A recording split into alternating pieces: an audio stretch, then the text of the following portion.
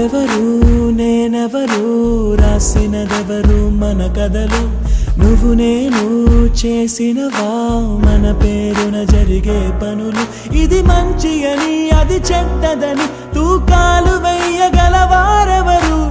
అందరికీ చివరాఖరికి తుది తీర్పు ఒక్కడే పైవాడు అవుతున్న మేలు కీడు అనుభవాలేగా రెండు దైవం చేతి బొమ్మలేగా నువ్వు నేను ఎవరైనా తలో పాత్ర వేయకుంటే కాలయాత్ర కదిలేనా నది